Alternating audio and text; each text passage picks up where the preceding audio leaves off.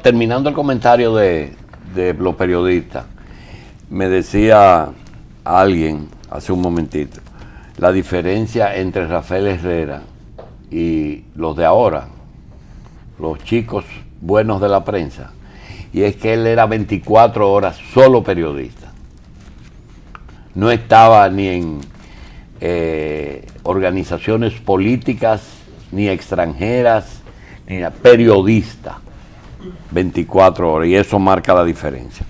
Una nota luctuosa: falleció ayer la señora Genoveva Prensa Rojas, madre de Isidro Prensa. Isidro Prensa es el líder sindical en La Victoria, campesino sin tierra. Yo le tengo miedo a Isidro, pero hoy le vamos a dar el pésame por la muerte de doña Genoveva Prensa Rojas, madre de Isidro, en La Victoria. Bien, señores, tenemos el placer de tener un invitado que siempre lo disfrutamos. Se trata del doctor Antonio Isa Conde. El doctor Isa Conde forma parte de un selecto grupo de personas que se abocaron a un proceso obstétrico. Él no es médico, pero fue el parto del gobierno de la candidatura de Danilo Medina. No fue un proceso fácil, pero deben de sentirse muy bien, porque la cosa terminó bien. Ganó Danilo y está haciendo un gobierno dentro de lo posible, lo mejor que se puede hacer con los instrumentos que tenemos en la mano. Quiero decir que el doctor Isa pertenece a ese pequeño grupo de personas que hoy no están arrepentidos, al contrario, no están trabajando en el gobierno, pero se sienten muy cómodos como van las cosas. Nosotros lo hemos invitado a tratarle justamente en el segundo año de gobierno algunos puntos. Le damos la bienvenida. Ese equipo no era él solo, fueron muchas personas, inclusive muchos que no han podido entrar al tren gubernamental, y algunos que hemos pensado que podrían ser hasta posibles candidatos presidenciales. En el caso de Tony no es así, porque ya Tony en ese aspecto recogió los bates, piensa que el autobús marchó. Pero está el caso de Gonzalo Castillo, de Reinaldo Pared, que hemos pensado de que posiblemente, si al presidente Fernández se le complica mucho su vida política, pues tendríamos algunos sustitutos. Doctor, gracias por estar aquí. Gracias a ustedes. ¿Se siente bien cómo va su gobierno? Ay, feliz. Eso, digo, feliz en el sentido de que yo creo que las expectativas que teníamos se han cumplido. Sabíamos que no iba a ser un lecho de rosa. Sabíamos que era carrera de obstáculos. Que comenzar a implementar reformas con las debilidades institucionales y la falta de recursos del país iba a ser difícil, pero Danilo en cada momento ha probado que esa visión que tenía del país está decidido a construirla desde el país, y la está haciendo con el orden que él señaló, porque él se trazó un plan para irlo ejecutando. ¿Ese plan era de él solo o fue del equipo? Del equipo, pero es una diferencia. El equipo trabajó en el programa, trabajó en las metas, trabajó en todo. Pero Danilo no solamente era el jefe y el líder político, sino que cuando había que arremangarse a trabajar en el programa, él participó en todo y se lo sabía mejor que nadie, y hizo aportes sustanciales porque tenía una visión que incorporó.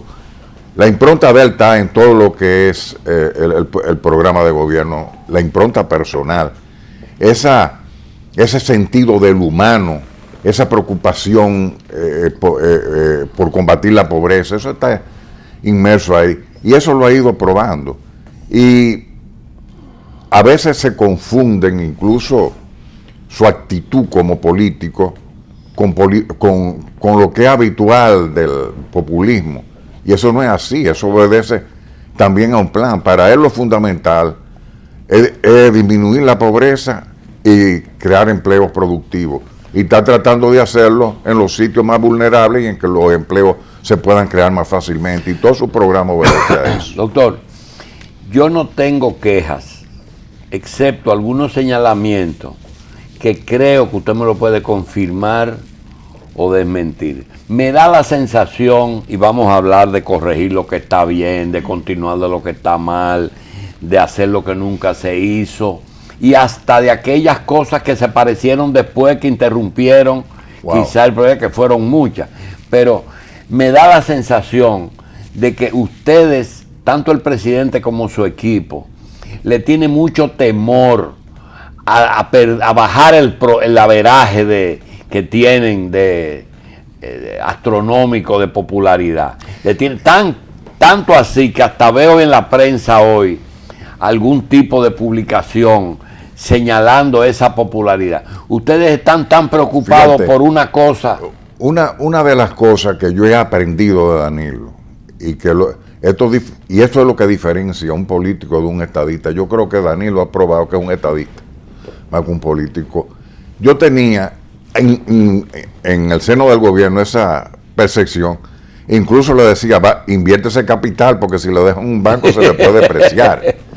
Vamos a invertirlo en hacer reformas rápidas, en esta reforma, en otra, aunque pierda popularidad por el momento, pero eso después va a repercutir en beneficio. Es una inversión de capital importante, si lo deja ahí se le puede depreciar. Pero él ha probado que no, que cuando hay asuntos sustanciales, ese capital lo invierte. Por ejemplo, para él era una cuestión de principio de Loma Miranda, y mira que es una persona que, y ahí lo dijo en su carta, que defiende que cree en el desarrollo sostenible, que cree que hay que preservar esos recursos y administrar los recursos ecológicos en beneficio de las próximas generaciones. Y de la misma manera que dice, no se va a explotar la Loma Miranda, dice, pero esa ley hay que vetarla porque tiene esto. Ahí probó él que no solamente salta charquito, sino que si hay que tirarse en un río revuelto, lo hace y lo cruza. Entonces, eso mismo desmiente ese temor que uno mismo sentía. Bien. Y así lo ha probado en varias cosas, porque no en eso nada más. Si tú te pones a ver las medidas trascendentes que él ha tomado, hay algunas que él se ha arriesgado. Sí, pero esas han aumentado la popularidad. Han aumentado. En este caso. Y la gente está perdida con esto de Loma de Miranda. Esa firmeza, y además cuando se vea que no es un permiso para explotar Loma Miranda, no. Loma Miranda no va a ser explotada. Esto es sencillamente, se ha tomado una medida que eso no se convierte en un parque nacional, porque la ley tiene muchísimas inconsistencias y muchísimas cosas, y además tomar una decisión de ese tipo requiere una serie de requisitos que no se han cumplido. Bien, tocaste el tema de Loma Miranda. Doctor, ¿hasta dónde lo que estamos viviendo es estrictamente técnico, económico, o hasta dónde estamos metidos ya en un sector que quiere tomar Loma Miranda de bandera para, digamos, atacar, reducir el poder del liderato de este gobierno? Mira, ¿hasta dónde el problema es político y no? Vamos a ponerlo en el orden. Te está hablando una persona que es conservadora en materia medioambiental, porque yo creo que vivimos en una isla. Esta isla, la mitad está devastada. Lo que es bueno en Ecuador, en Brasil, en Venezuela, no es bueno para la República Dominicana. Incluso cualquier medida de explotación minera tiene que ser muy bien estudiado. Hay que tomar en una palabra, yo soy un conservador en esa materia. Por eso tengo calidad moral para decirte lo que te voy a decir. Ninguna explotación en algo, y Danilo lo ha dicho claramente, no habla de explotación minera, si no está provista de todas las garantías medioambientales, pero además de licencia social.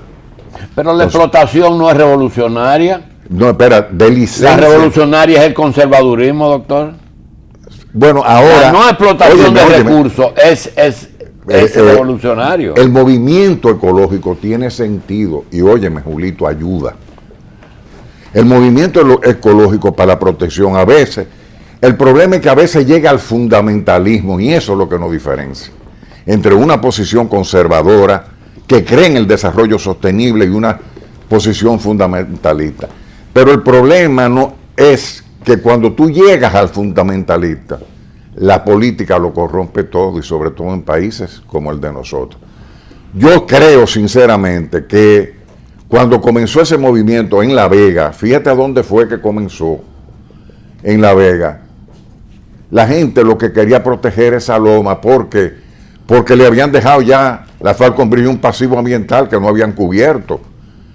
Entonces, cuando levantan, aún sabiendo que ya se le negó el permiso medioambiental, la falta de institucionalidad del país y la falta de regulaciones del pasado crean desconfianza. Y la gente decimos, ¿cómo vamos a proteger esto? Así fue que comienza. ¿Cómo vamos a proteger esto? Y alguien inventa lo del Parque Nacional. Se agarran de bandera, pero por la desconfianza que existe en las instituciones. Pero entonces esto también lo contaminan con la política, entonces se ha creado un movimiento ecológico político. A la larga, si tú te pones a ver los resultados, estas cosas también ayudan al país, porque quizás si no hubieran esos movimientos, a veces los gobiernos se cruzan de la mano y hacen cualquier cosa, mientras que eso llama la atención y obligan a uno ir por mejor camino. Por eso yo no lo critico. Lo que quisiera es que se mantuviera dentro del orden y de la organización, porque vivimos en sociedad. Yo no entiendo, y eso lo han dicho mucha gente, cómo tú te llamas, que tú estás defendiendo el medio ambiente quemando goma. Yo no lo entiendo, tirando basura a la calle. Me lo voy a explicar de cualquier manera, pero no lo voy a entender. Y ahí es que viene el problema, porque es que cuando tú los fundamentalismos... Usted saluda la posición del obispo que dice, yo no he claudicado, sino que yo soy un hombre de paz. Bueno, ¿verdad? Yo creo que eso es razonable, y la gente hay que respetarle sus ideas también, porque esa es la democracia, esa es la sociedad. Ahora, el presidente de la República tiene que actuar en función del país y ver un poco más allá. Entonces, esa carta a donde él veta la ley es una carta que no tiene desperdicio en todas las áreas. Y está claro, y la posición del gobierno está claro. Eso no es un permiso para que esa loma se explote. No, eso no es lo que dice ahí. Entonces yo creo que tenemos que tener confianza. Mira, y la gente no se engaña. Julito, mira lo que me pasó a mí, después de lo de Loma Miranda. Y te lo voy a contar porque hoy salieron las encuestas de lo que la gente percibe. Yo salgo a Loma, después del lío, y salí a un colmado. Y ahí me paró muchísima gente, pero no hablarme de Loma Miranda, hablarme del problema de la reelección. Yo le explicaba, señores, que el presidente tiene una formación determinada, respeta eso, y por lo demás hay una limitación constitucional. Pero no hago salir del colmado, voy a una ferretería y me salen con lo mismo. Llego a mi casa, me encuentro con un electricista que me estaba esperando, un electricista peñagomista, a hablarme de lo mismo. No me hablaron de Loma Miranda.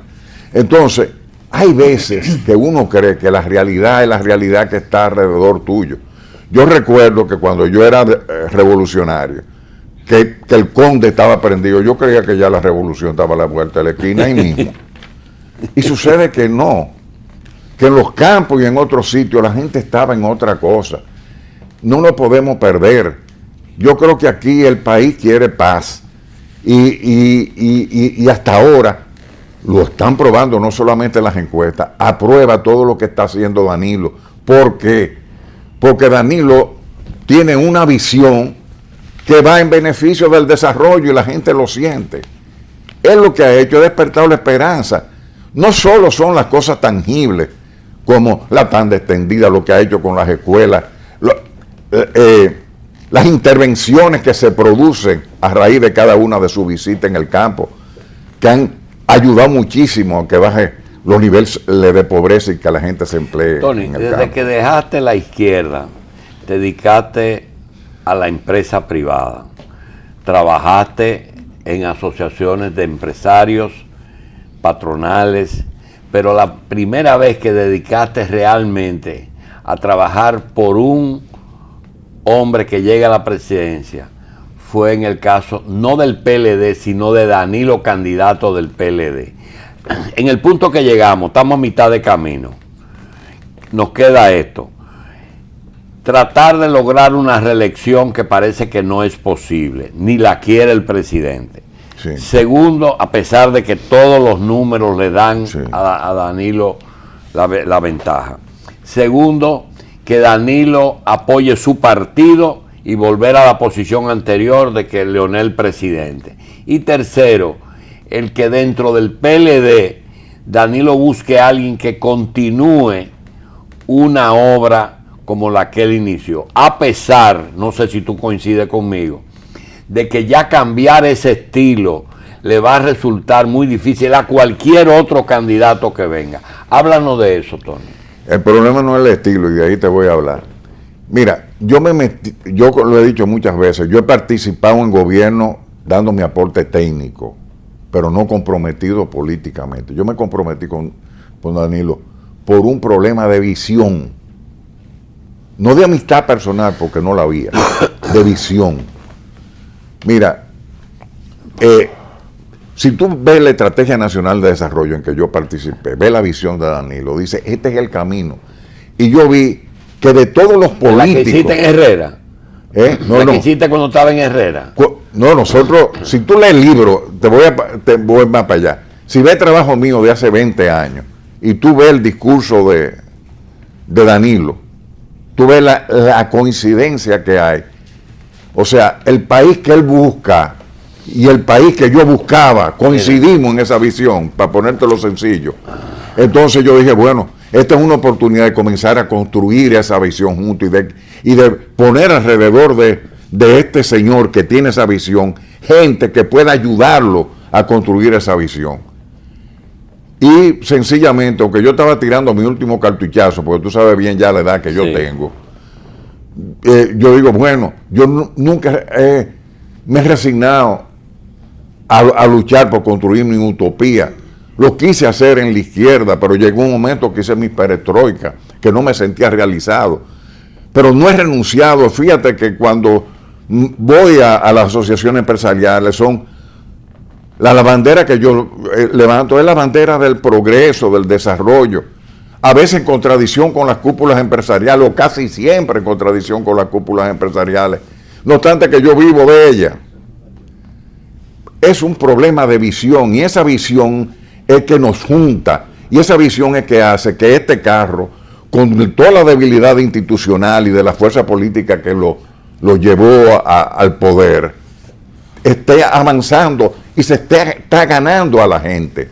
Porque como yo decía en aquel entonces, Danilo es algo más que no solamente un candidato como lo fue y un presidente ahora, es un líder de un movimiento nacional transformador, y eso se está sintiendo. Ahora, hay limitaciones para que él pueda reelegirse. El esfuerzo de Danilo ahora no está en función de las elecciones. El aporte que él quiere hacerle a su partido y al país es hacer el mejor gobierno posible en los 2 años que le quedan. Hacer todos sus esfuerzos para que lo que él deje sea lo mejor posible. Pero yo le agrego a eso también crear los instrumentos necesarios para que la ciudadanía asuma este proyecto y esta visión como tal, para que garantice que esa estrategia de desarrollo que ya es una ley, y ese plan de gobierno de Danilo que se está ejecutando al pie de la letra, pero son 2 años, no son 10, son 2 años que tenemos ejecutándolo, se siga profundizando y lo que se ha ganado ahora no se eche a perder. Eso, quien lo tiene que garantizar es la población, y lo garantizará en la medida que lo asuma. El problema no es el estilo está muy bien. Es lo que viene detrás del estilo, es esa visión de poner a la gente por encima de la economía y no la economía al servicio de la gente. Doctor, continuar lo que está bien, corregir lo que está mal y hacer lo que nunca se hizo. Es fácil decirlo y repetirlo, pero usted se detiene y toma cada una de esas frases. Dice, continuar lo que está bien. tú tienes medio gabinete que se quedó en el poder. Y eso es un signo de continuar lo que él entendía que estaba bien. No es un compromiso político con el comité político del partido. Inclusive a costa de dejar muchísima gente de él fuera. Porque todos los días usted lo llama gente y le dice, doctor, ¿y qué pasa? Y el presidente me va a dejar, ya pasaron 2 puerquitos y él ha cobrado 2 Navidad y yo no he cobrado. Pero el país, es decir, la nación, se queja mucho que de la cosa está mal, pero hay un abismo todavía entre el rico y el pobre. Yo le voy a poner un ejemplo. En estos días unos dominicanos compraron el 20% de AES y eso no ocurre por generación. El que está quebrado no compra AES. Y usted tiene, por ejemplo, el caso de Tato Bisonó, que es un empresario de la construcción, que pasó en el ranking de los ricos a ser no solamente de los más ricos, sino ya que anda rascando a Pepín y a Juan, sino que es de los hombres que más trabajo está propiciando aquí en el país. Realmente, este gobierno ha sido bueno para los ricos y para los pobres. Aquí eso es lo que diferencia y eso es lo que genera la simpatía que genera Danilo. Danilo se encuentra con una realidad de un país, y así lo dice en su programa de gobierno, que tiene 50 años de crecimiento, pero que ese crecimiento, no ha incidido en el bienestar de la gente. Es un país que con todo el crecimiento, los salarios reales en los últimos 10 años han caído un 27%. El salario real es la cantidad de bienes y servicios que uno puede comprar con un salario. Entonces él comienza a tratar, es lo que dice, comienza su programa diciendo que hay que transformar el modelo económico. Pero transformar el modelo económico tú lo haces de dos maneras, por una revolución, un colapso que tú has visto todo lo que significa, o ir creando un sistema diferente, desarrollando un plan. Y eso es lo que está haciendo. Él pone, ¿qué es lo que tenemos que hacer para transformar el modelo económico? Acumular capital social e ir creando empleo. Pero le falta una, doctor. Poner al que va a seguir ese plan que usted está señalando, porque el tiempo se nos acabó. ¿Y usted cree que Leonel Fernández va a venir y va a volver? Es con Félix Bautista que él viene, Montalvo, Gonzalo, Peralta, Tony Isa, Bichara. Esas son la gente que hay que buscar quién va a seguir ahí, porque Danilo no va a seguir. Danilo está concentrado en que ir cambiando esa realidad, haciendo los esfuerzos por crear más empleo en las zonas que se puedan generar con mayor velocidad para entrar en ese círculo virtuoso. Porque no es hacer restaurante en Naco, crecimiento económico, que ya uno no sabe ni dónde comer, ¿verdad? Sí. Bueno, pero te digo, si tú ves el proyecto de Danilo, es en esa dirección. Mayor equidad, poner a la gente en el centro de las políticas públicas, eso es lo que está haciendo. Pero esa transformación no se hace de la noche. Corregir lo que está mal le da problema a ustedes. Todo da problema, es una carrera de obstáculos. Hacer lo que está bien da obstáculos. Fíjate con las pymes, se toma una medida de la pyme y vienen 5 después a buscar la manera de hacer trampa para impedir que se tome esta medida. Se toman otras para impedir la trampa y aparecen nuevas trampas. Entonces esto es una carrera de obstáculos. Pero la pyme hay que tratarla como pyme. Claro. Ustedes la están tratando como empresa. No, como pyme, generadora Ahorita de empleo. Viene la renta y le cae arriba a la pyme. Generadora de empleo. Lo importante es la dirección. Y lo que Danilo está haciendo es levantando la esperanza de este pueblo para seguir avanzando. Doctor, los obstáculos que ustedes han encontrado, como por ejemplo el tema migratorio, eso no estaba en el programa. Nos desvió mucho. El mismo 4%, la implementación al vapor, es decir, porque ustedes le ajustaron ese 4% ahí, aunque estaba en el programa, fue muy rápido, muy violento. Y ha tenido mucho. No fue por la violencia. Mira, lo que nosotros tenemos que entender, y que a veces algunos de mis compañeros no lo entienden, que las reformas las hacen reformadores. Y tenemos un país con una estructura institucional y burocrática anquilosada. Para tú aplicar un programa como era el 4%, tú necesitabas hacer transformaciones institucionales que no se hacen de la noche a la mañana, que tú necesitas hasta el personal. Entonces, fíjate cómo para poder acelerar la construcción de aulas, porque las aulas hay programas básicos, el de alfabetización, esa es la zapata. Sí. Pero luego están las aulas, porque tú tienes que tener a los estudiantes en un sitio, pero tienes que formar maestros y tienes que mejorar el currículum. Tú no puedes pretender que formar un maestro en el mismo tiempo que construye un aula tú la puedes levantar más rápida. Formar un maestro te va a requerir más tiempo. Más. Entonces, todo esto haciéndolo junto.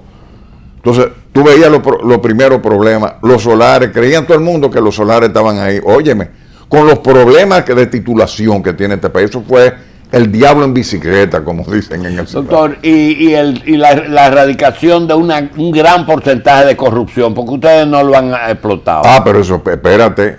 Porque eso es una de las conquistas, sin embargo, ustedes por no tocar el que se fue, no quieren mencionar pero es eso. Que aquí se ha atacado la corrupción de manera estructural, abajo. Cuando tú ves la cantidad de suplidores públicos sí, que han surgido, de 6.000 se encampanaron de momentos a 20.000. Cuando tú ves la cantidad de gente construyendo y la forma en que se está construyendo, tú has visto que eso es un golpe fundamental a la fuente que produce la corrupción. Eso es muy importante que todo lo demás. Doctor, para terminar, si usted coge un papelito y hace una agendita pequeña de los 2 años que quedan, ¿qué le gustaría que su gobierno termine? Las reformas del sector salud, el transporte, avanzar a lo más que se puede en el tema eléctrico. Te digo 3, pero hay muchas cosas todavía que se pueden hacer y que el gobierno tenga. Para avanzar en el eléctrico se necesita el bendito consenso. ¿Cómo es el consenso? ¿O eso lo puede resolver un empresario con un presidente? Mira, el consenso puede ser bueno, porque el consenso lo que hace que junta más voluntades hacia un mismo propósito. Y eso no hace falta en este país individualista. Y el tema salarial que usted lo maneja, ¿qué usted haría? Mira, bueno, ya el gobierno está haciendo algo. Yo te hablé del salario real y el salario nominal. Sí, pero ¿qué hacer? ¿Cómo aumenta la capacidad de compra? Ajá. Fíjate, es mejor que subir. Dos detalles que está haciendo el gobierno. Con la tanda extendida, la comida en los maestros. Eso es aumentar el salario real. Hoy hay gente que ya no paga colegio privado. Exacto, que no paga colegio privado y que tiene a su hijo alimentando, y que tiene oportunidad de ir a trabajar. Eso es aumentar el salario real. Y si le da transporte, si tú mejoras el transporte, tú vas aumentando el salario real. Óyeme, son cosas fundamentales. Sí. En fin. Si se arregla la salud, le sube. Estamos trabajando en el sector salud. Ya la gente dice que cuando se quitó la cuota de complementaria que se pagan en los hospitales, hubo un colapso. ¿Tú sabes por qué? Porque el gobierno cubrió lo que se dejó de cobrar. Pero fueron mucho más gente después. Usted no se imagina que había gente en este país que por 100 pesos no iba a un hospital, que ahora va. Entonces, cuando tú ves esas cosas, tú dices que ese sector hay que darle una transformación de arriba abajo, y en eso está inmerso el gobierno. Doctor, ese es el paso más importante que nos queda. Usted dijo, para hacer una buena escuela hay que preparar un buen maestro. Para hacer un buen programa de nación hay que tener un buen presidente. ¿Existe algún mecanismo para que nos quedemos con el que está? Bueno, reforma constitucional, pero yo te digo esto. La reelección evidentemente es un sentimiento nacional, pero hay unas limitaciones constitucionales. Además, la naturaleza de nuestro propio presidente. Y te voy a decir esto, y esto yo lo digo aunque se pongan bravos algunos. La gente, ese sentimiento pro reelección que existe en la población, que tú lo sientes, no es solamente por simpatía de Danilo, es miedo. Es miedo a que estas cosas que hemos ganado se puedan perder en el camino. Entonces, de ahí es la importancia de asumirla y que profundizarla y que la población haga que eso continúe. Doctor Isa, cuando usted y yo hablábamos en los años 70 y nos mencionaban el 2014, pensábamos que estábamos hablando de una época de nuestros bisnietos. Sin embargo, estamos en el 2014 y estamos vivos. Cuando se habla de reelección y nos dice, está bien, no va en el 16, pero va en el 20. Para nosotros, el 20 es más lejos que el 2014 cuando hablábamos. Probablemente una quimera. El 20. Sí, pues imagínate tú, en el 2014. Ya yo voy para 70, caminando para 75. Se mete 8 años y ya estamos. 80. No, ya estamos gastando. Ya ahora comenzamos a gastar. 2020. Pero mírate a ti, que anda con un libro ahí, yo no te veo con iPad ni una pendeja. No. Yo soy digital. Con un librito. Yo soy análogo. Doctor. Apuntando. Yo soy análogo. Yo también. Y eso es un síntoma. Lo que pasa es que hay algunos que tenemos todavía la mente fresca y que no nos resignamos a dejar de. Carlos de dice que habemos también la lo que somos inmigrantes digitales, lo que llegamos después. La diferencia, ahí está. Maggi y yo somos análogos. Doctor, gracias. A usted. Muy amable. Antonio Isa Conde, dominicano.